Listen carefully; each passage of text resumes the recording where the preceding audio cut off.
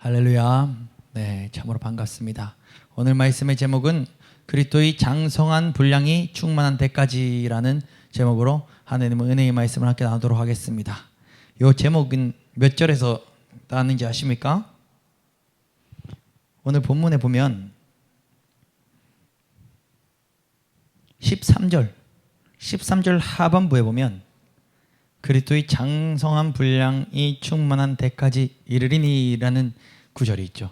그 본문 그 구절을 오늘 말씀의 제목으로 가지고 나왔습니다. 사랑하는 성도 여러분, 저는 우리 성림교회 모든 성도님들이 어린 아이 같지 아니하고 그리스도의 장성한 분량에 충만한 데까지 모두 이르시기를 간절히 소원합니다. 그리스도의 장성한 분량이 충만한 데까지 이르는 것은 나이가 아닙니다. 그리스도의 장성한 분량이 충만한 데 이르는 것은 내 신앙의 횟수 경력도 아닙니다. 그것은 성령이 하나 되게 하신 것을 힘써 지킬 때 이루어지는 것입니다. 또한 예수 그리스도를 믿는 일과 아는 일에 하나 될 때 온전한 사람으로 이루어져 가는 것입니다. 즉 쉽게 말하면 성도가 하나 될 때 그때 그리스도의 장성한 분량까지 충만한 데까지 이른다라는 것이 오늘 설교의 전부입니다. 설교 결론 이미 말했습니다. 사랑하는 성도 여러분, 성경에서 어린아이라는 표현은 어떻게 쓰여지고 있는지 아십니까? 아주 여러 곳에 어린아이라는 표현이 있습니다. 그런데 굉장히 좋은 의미로도 쓰이고 나쁜 의미로도 쓰입니다. 좋은 의미로 쓰일 때는 어린아이 같이 순결하고 어린아이와 같이 순수한 믿음, 이런 것을 표현할 때 어린아이라는 표현을 사용하기도 합니다. 그런데 때로는 어린아이를 나쁜 의미로 쓰는데 어린아이처럼 무지하고 그리고 우매할 이럴 때 어린아이라는 표현을 또 쓰기도 합니다. 오늘 본문에서 어린아이라는 표현이 등장하는데 이 어린아이라는 표현은 후자의 의미로 사용되고 있습니다. 우리 4장 14절 함께 읽어볼까요? 4장 14절입니다. 시작. 이는 우리가 이제부터 어린아이가 되지 아니하여 사람의 속임수와 간사한 유혹에 빠져 온갖 교훈이 풍조에 밀려 요동하지 않게 하려 함이라. 아멘. 여기 4장 14절에서 어린아이는 어떤 의미입니까? 어린아이 같이 되지 말자라고 얘기하는 것입니다. 여기서 어린아이는 사람의 속임수와 간사한 유혹에 빠져서 온갖 교훈의 풍조에 밀려 요동하는 사람을 뜻하고 있는 것입니다.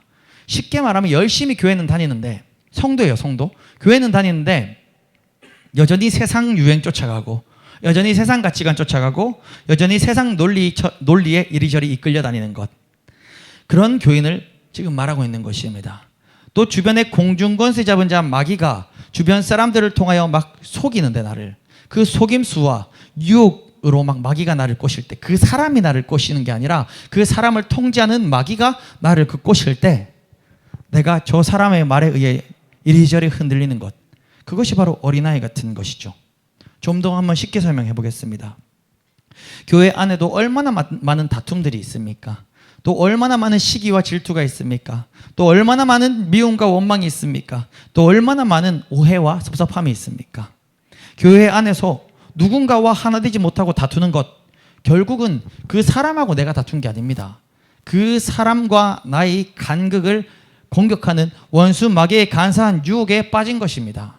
교회 안에서 누군가를 시기하고 질투하는 것, 결국 원수 마귀의 속임수에 넘어가 그 사람과 나 사이에 그 어떠한 틈에 마귀가 참전하여서 그 유혹에 빠진 것입니다. 교회 안에서 누군가를 오해하고 섭섭함이 나를 가득 채우는 것, 이것 결국 원수 마귀의 속임에 넘어가 그 유혹에 빠진 것입니다. 그뿐 아닙니다. 우리는 얼마나 교회를 다니면서 아까 얘기했듯이 세상의 유혹에, 세상의 속삭임에 마음이 흔들립니까? 우리는 교회를 다니면서 세상 사람들의 이야기에 귀를 기울이고 있습니다. 예를 들어 교회는 다니지만, 열심히 교회는 다니지만 주일 성수 해야 되는데 친구가 오늘 하루만 째라고 저기 803 좋다고 저기 드라이브 한번 가자고, 그러면은 흔들리는 거예요. 우리는 얼마나 그 말소리에 귀를 기울이는 것입니까? 우리는 또 교회는 다니지만, 예를 들어서 부모님들 같은 경우는 주변 학부모님들이 아유 아무리 교회도 교회지만 교회는 평생 다니는 건데 고3 때만큼은 주일날 시험 기간에는 예배 빠지고 학원 보내는 게 맞지 라는 옆 학부모, 저기 옆에 교회 다니는 학부모 얘기 듣고 저 옆에 교회 저 학부모도 그렇게 신실한 집사님인데 그렇게 한다고? 그래 그게 대세인가 보다.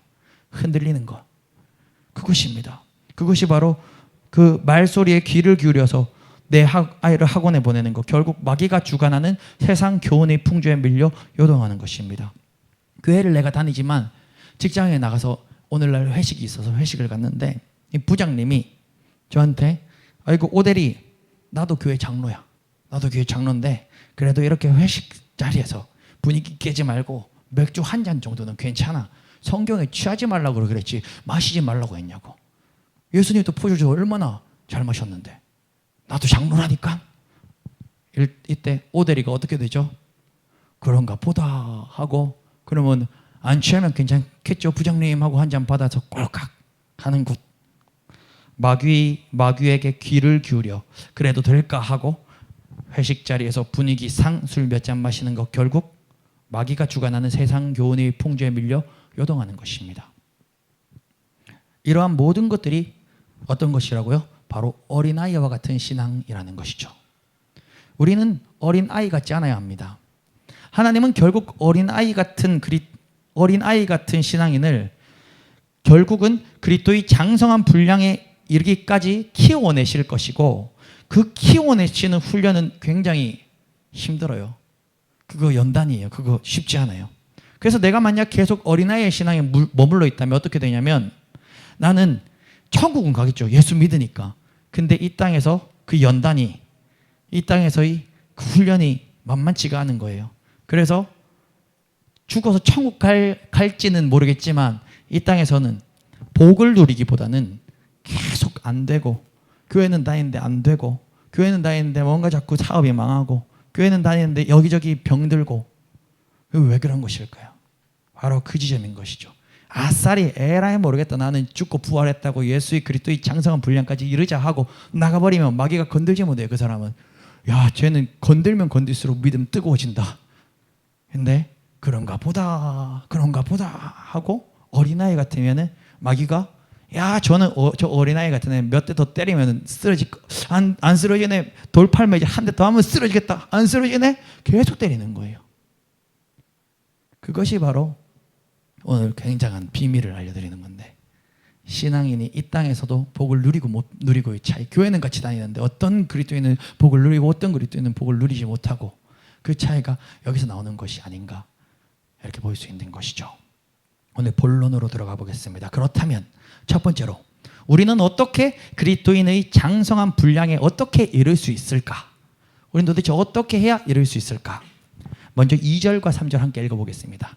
2절과 3절입니다. 시작. 모든 겸손과 온유로 하고 오래 참음으로 사랑 가운데서 서로 용납하고 평안의 매는 줄로 성령이 하나 되게 하신 것을 힘써 지키라. 아멘. 3절 말씀을 눈으로 한번 따라오세요. 3절을 보시면 평안의 매는 줄로 성령이 하나 되게 하신 것을 힘써 지키라 라고 말씀하고 계십니다. 우리를 하나 되게 하신 분은 바로 평안의 매는 줄로 우리 모두를 묶으신 성령님이십니다. 우리를 하나 되게 하신 분은 누구라고요? 우리를 평안의 매는 줄로 묶으신 바로 성령님이십니다. 그런데 이 말씀을 보면 성령님이 우리를 하나 되게 하고 묶었다는 것까지는 알겠는데, 우리 성도들이 행하여야 할 일이 3절에 나와 있습니다. 우리는 무엇을 해야 되는 것이죠? 성령님이 우리를 묶으셨는데, 우리를 하나 되게 하셨는데, 우리가 해야 되는 그것을 힘써 지키는 것입니다. 묶어주신 분은 성령이시요, 그걸 지켜내는 분은 바로 우리가 해야 되는 것이라는 것입니다. 그 하나됨을 우리가 어떻게 지켜낼 수 있습니까? 그 답이 바로 2절에 있는 것입니다. 모든 겸손과 온유로 우리는 하나됨을 지켜낼 수 있습니다. 오래 참음과 서로 용납함으로 지켜낼 수 있는 것입니다. 그리고 이 모든 겸손, 온유, 오래 참음, 용납의 베이스, 기초가 되는 것은 무엇입니까? 바로 사랑인 것입니다. 사랑. 어떤 교회의 시스템과 제도로서 성도들을 하나로 묶을 수 없습니다.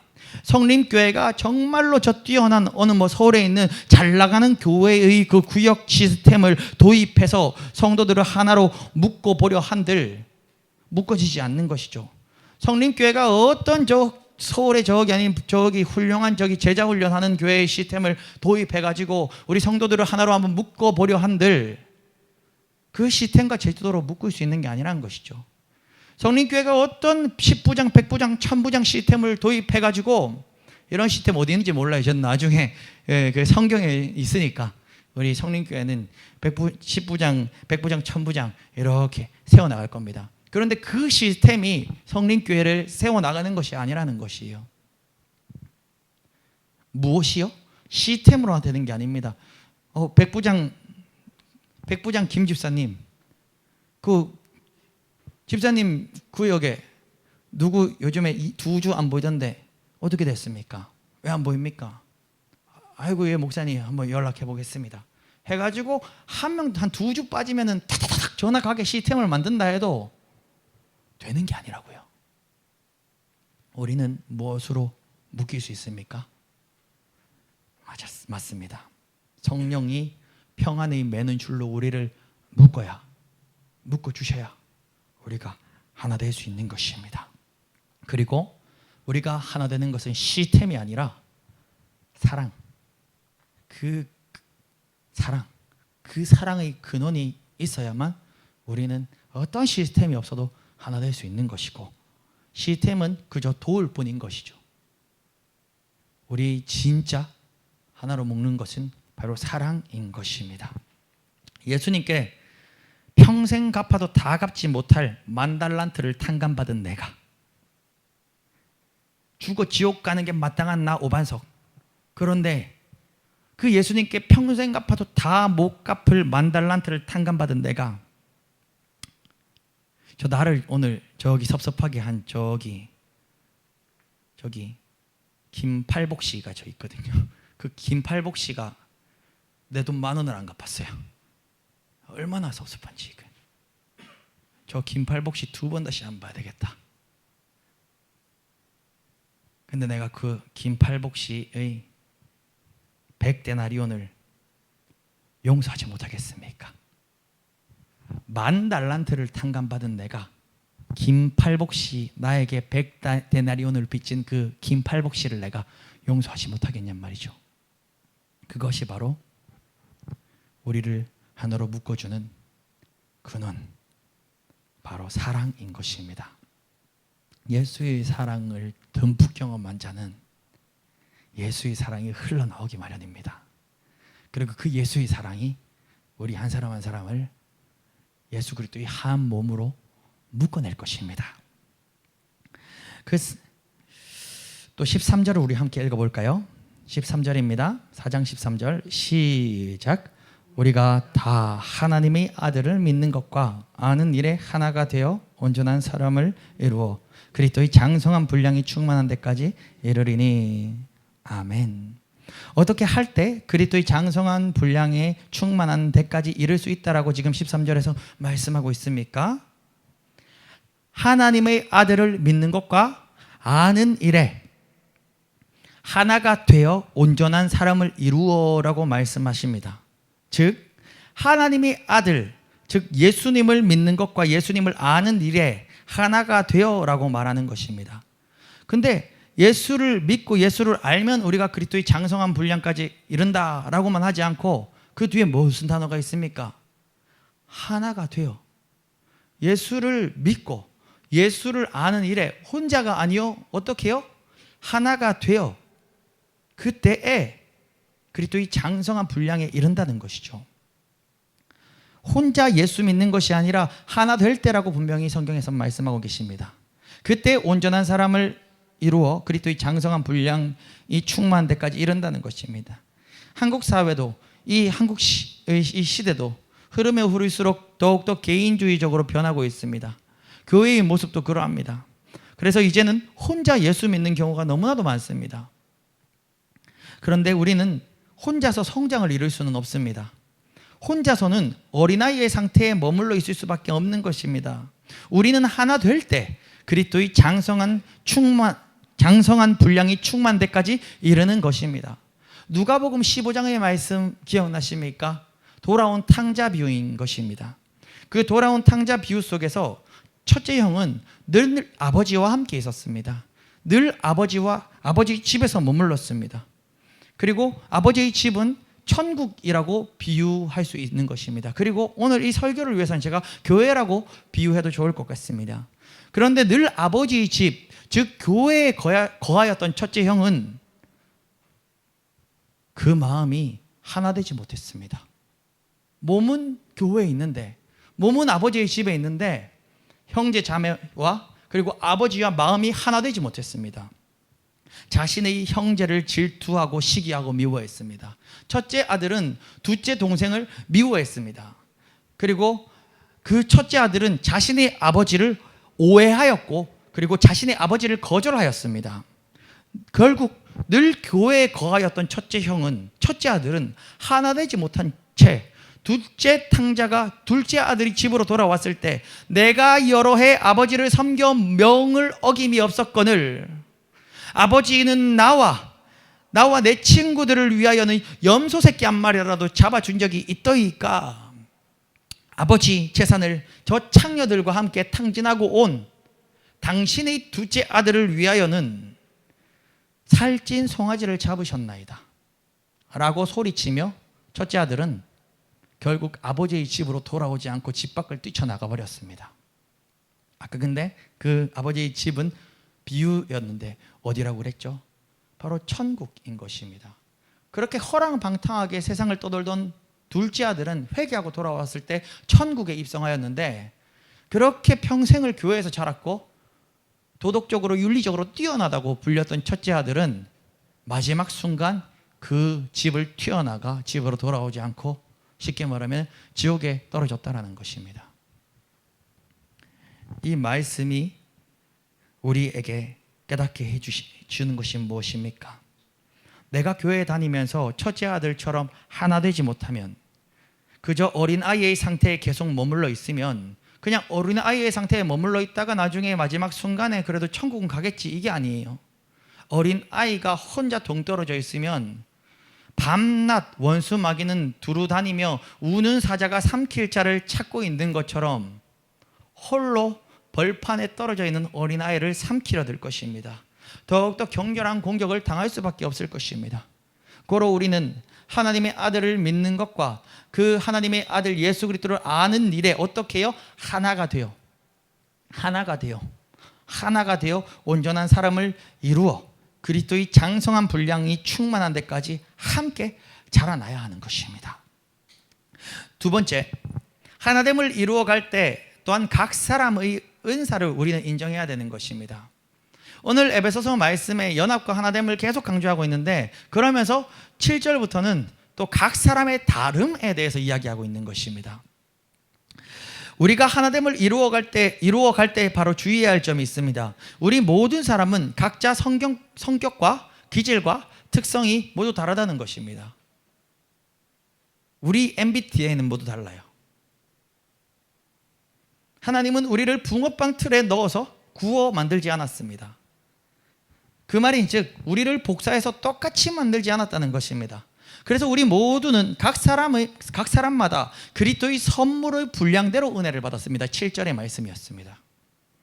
그래서 하나님께서는 어떤 사람은 사도로, 어떤 사람은 선지자로, 어떤 사람은 복음 전하는 자로, 어떤 사람은 목사와 교사로 삼으셨습니다.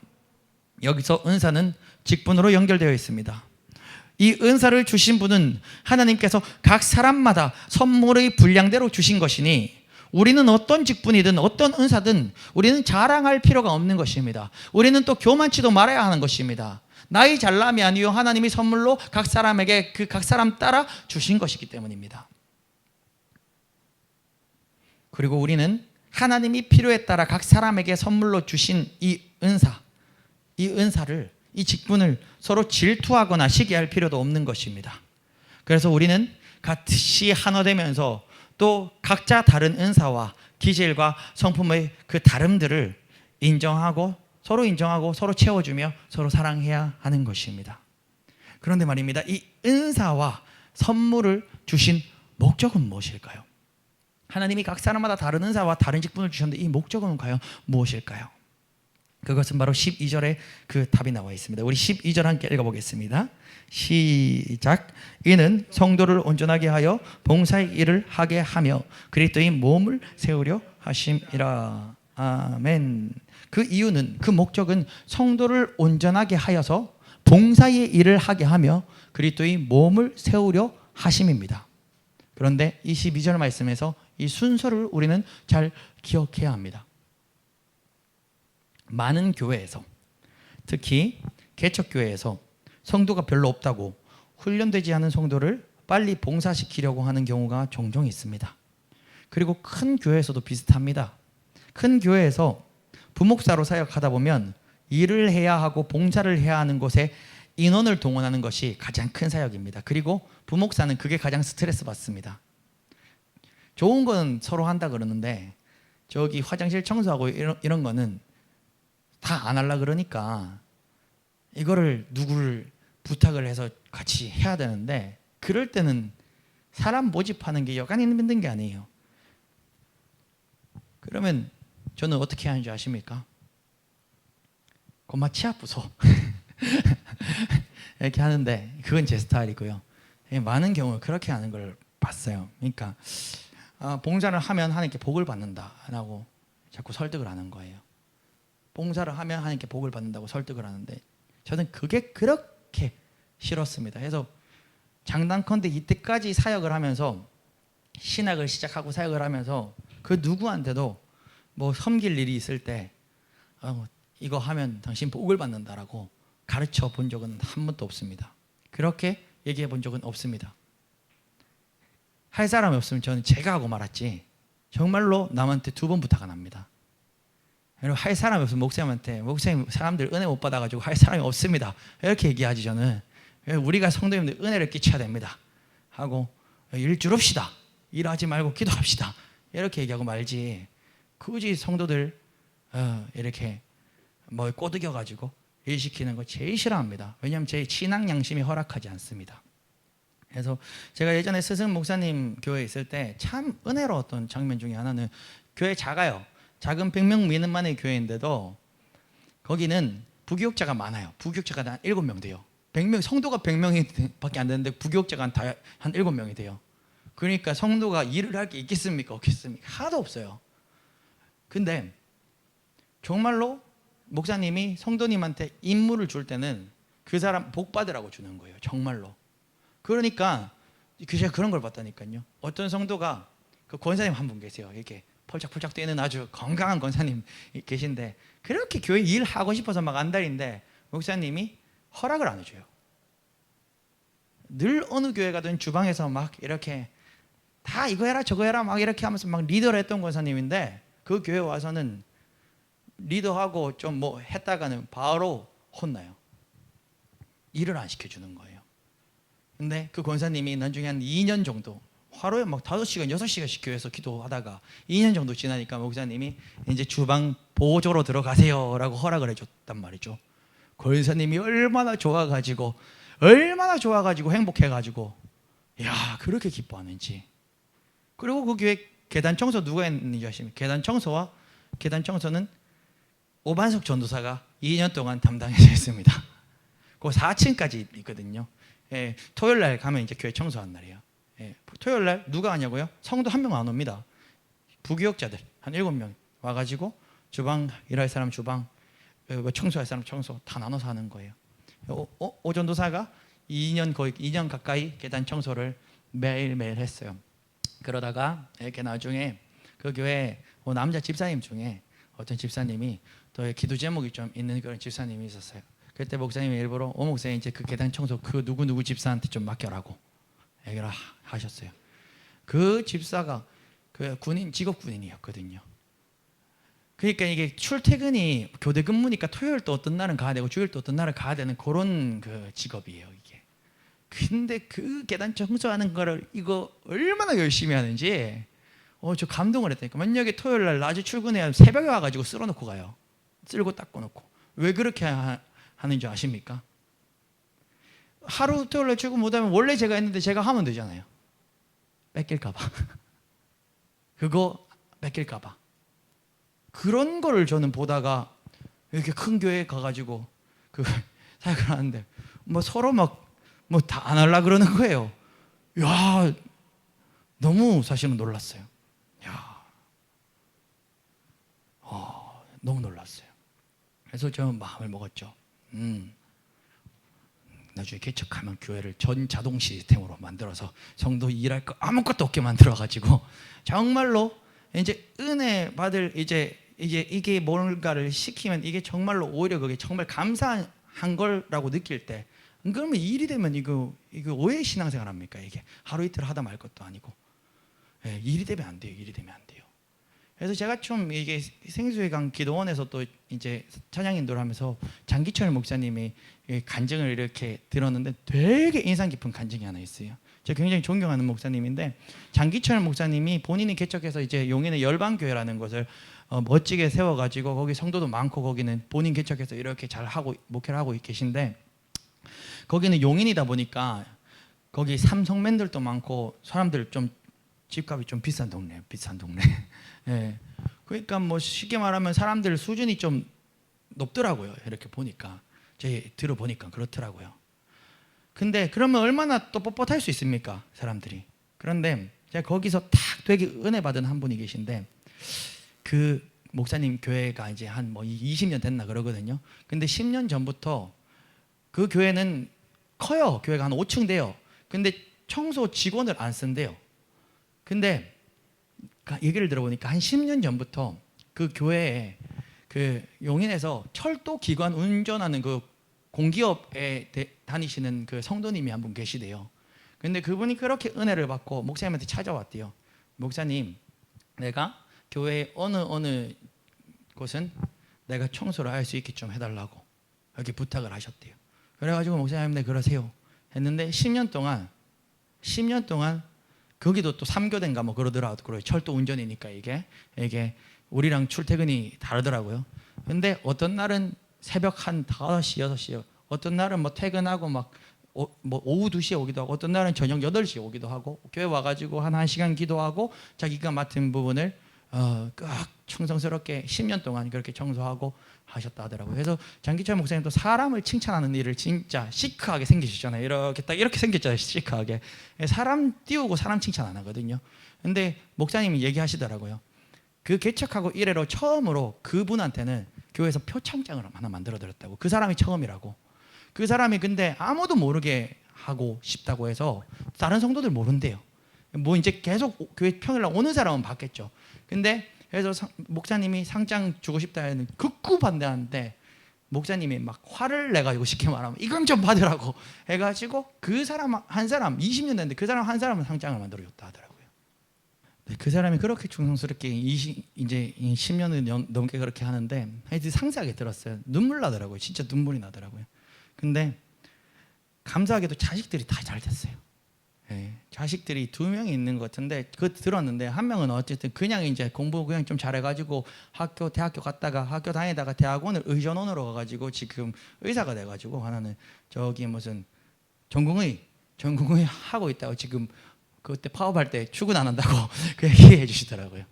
또 한 명 또 어떻게 뭐 공무원인가 그런데, 이게 제가 가물가물한데 뭐 그건 뭐 사실 직업이 뭐가 중요합니까, 맞죠? 근데 제가 얘기하고 싶은 거는 그 성품이 그냥 공무원은 사실 그냥 뭐 그렇게 막 와 막 이런 건 아니잖아요. 근데 그 공동체 그 집단에서 인정을 받아가지고 나라에서 그게 된다고 하는, 이게 막 나라에서 그 사람을 유학을 보내가지고 이렇게 외국에 뭐 이렇게 공부하러 갔다 그랬나?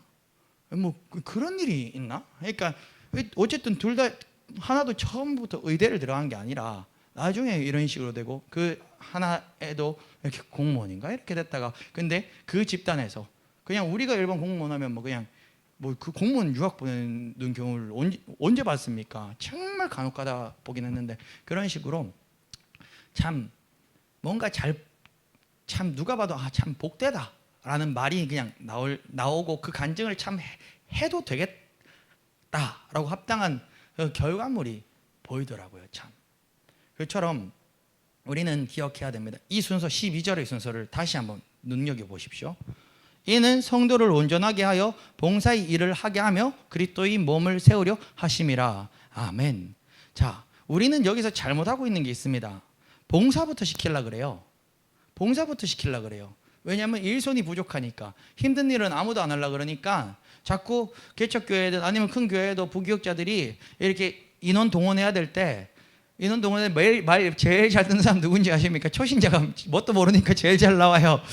이제 한 10년 된 이제 집사님들, 아이 저거 오늘 목사님 얘기 듣고 나가면 고생한다 하고, 목사님 저 오늘 저기 어디 뭐 일 있다고. 근데 교회 이제 명수 성도님처럼 교회 다닌 지 얼마 안 됐으면 그냥 선생님 좀 나올 수 있습니까? 바로 그냥 나오는 거예요. 그러니까는 이제 초신자들이 오히려 막 일단 일부터 시작해요. 그러다 어떻게 됩니까? 나중에 은혜 떨어지고 이거 짐이, 이 교회 봉사가 행복이 아니라 짐이 되니까 나중에 봉사를 하면서 자꾸 짜증이 목소리가 나오게 되고, 그러면 일하고도 복되지 못한 거예요 이게. 근데 오늘 이 말씀 어떻게 되어 있습니까? 이는 성도를 온전하게 하여, 이게 먼저라는 거예요. 이는 성도를 온전하게 하여, 먼저 성도를 만들어야 돼요. 먼저 그 온전한 성도를 만들어내야 돼요. 그리고 온전한 성도의 훈련이 되어지면, 이 사람이 온전한 성도가 되어지면 정말로 이 사람이 온전한 성도가 되어서 야 나도 어떤 부분이라도 하나님 나라의 일에 동참하고 싶다, 뭐라도 좀 내가 이 하나님 나라에 동참할 수 있도록 이렇게 교회에서 좀 일을 나눠주면 좋겠다 라고 할 때 어떻게 해요? 봉사의 일을 하게 하며를 해야 되는 거예요. 먼저는 뭐라고요? 성도를 온전하게 먼저 만들어 놓고 그 다음에 봉사의 일을 하게 하는 것입니다.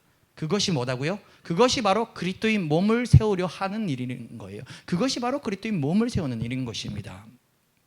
우리는 이 12절의 순서를 잘 기억하며 지혜롭게 그리스도의 몸을 세워나가시는 우리 모든 성도님 되시길 예수 그리스도 이름으로 축원드립니다. 여러분들 일부터 하지 마세요. 은혜 받고 와 일하고 싶어 죽겠다 싶을 때 한번 참아보세요. 일을 그때 하지 말고 참아보세요. 참아보다가 도저히 안 되겠다, 일해야 되겠다 할 때 일하시는 거예요. 예, 저는 목회 그렇게 하랍니다. 예, 일해야 될 거 있으면 안 만들려고요. 일 안 만들려고요. 교회 커지면 일 많아지면 교회 계속 작은 데 있으려고요.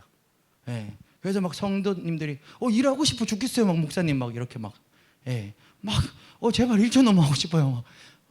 좀 더 키웁시다. 그때 키우는 거죠. 지금은 근데 제가 지하에 있기 싫어서 이사 가는 거예요. 지하 공기 너무 안 좋아요. 하루 종일 있거든요. 이게 한 6시간 좀 지나면 사람이 이렇게 쳐요. 낮잠 자면 한 2시간, 3시간 자요. 빛이 없으니까 이거 언제 일어나야 될지 몰라요, 이게. 그래서 이제 이사를 가는 거긴 한데, 원래는 막 이렇게 막 그렇게 이사를 막 이렇게 막 가고 싶어 막 안달이 나고 그러지는 않아요, 사실은. 예. 근데 우리 모든 성도님들도 먼저 성도가 되고, 먼저 참 성도가 되고 주님 일하시길 예수 그리스도 이름으로 축원드립니다. 네, 마지막 세 번째, 우리는 그러면 왜 도대체 하나 되어야 하며 또 왜 그리스도의 장성한 분량까지 자리를 잡아야 합니까? 먼저 우리 하나님이 바로 하나이시기 때문입니다. 4절, 5절, 6절 한 목소리로 함께 읽어보겠습니다. 4, 5, 6절입니다.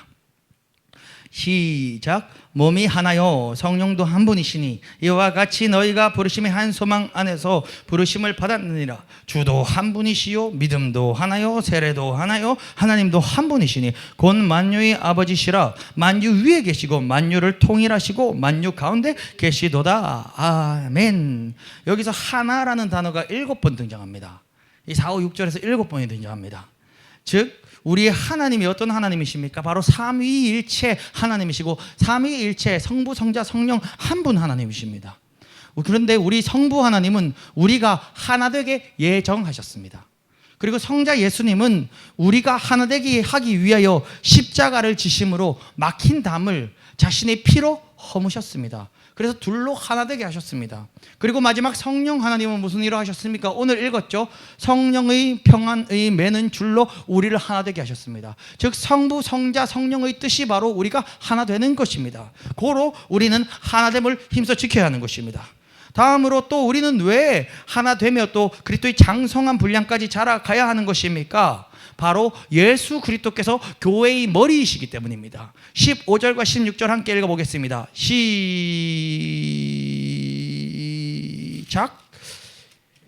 오직 사랑 안에서 참된 것을 하여 범사에 그에게까지 자랄지라. 그는 머리니 곧 그리스도라.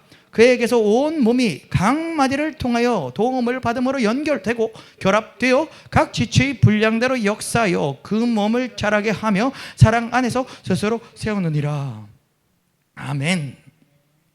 우리는 교회의 머리 되시는 예수님을 닮아 예수님에게까지 자라가야 하는 것입니다. 예수님은 우리의 근원이시고 또 예수님은 우리의 목표 되시는 것입니다. 예수님에게까지 자라가는 것이 바로 그리스도의 장성한 분량이 충만한 데까지 이르는 것이 바로 예수님까지 자라가는 것입니다. 또한 우리는 이 말씀에 의하면 예수님께 잘 붙어 있으면 예수로 말미암아 온 몸이 각 마디를 통하여 도움을 받음으로 연결되고 결합되어 예수로 말미암아 연결되고 결합되어 각 지체의 분량대로 역사하여 그 몸을 자라게 하며 결국 또 여기도 뭐라고요? 사랑 안에서 점점 세워져 가는 것이라고 얘기하고 있는 것입니다. 말씀을 맺겠습니다. 오늘 이 시간 우리 모든 성린교회 성도 여러분, 예수 그리스도의 장성한 분량이 충만한 데까지 이르시길 간절히 소원합니다. 하나 되게 하지 못하였던 모든 견고한 진들, 오늘 이 밤 예수 그리스도의 이름으로 파쇄하시길 소원합니다. 미움, 시기, 질투, 원망, 오해, 섭섭함, 속좁음, 이 모든 것 예수 이름으로 파쇄하시고 오늘 이 시간 그리스도의 장성한 분량이 충만한 데까지 자라가는 이 밤 되시기를 예수 그리스도의 이름으로 축원드립니다.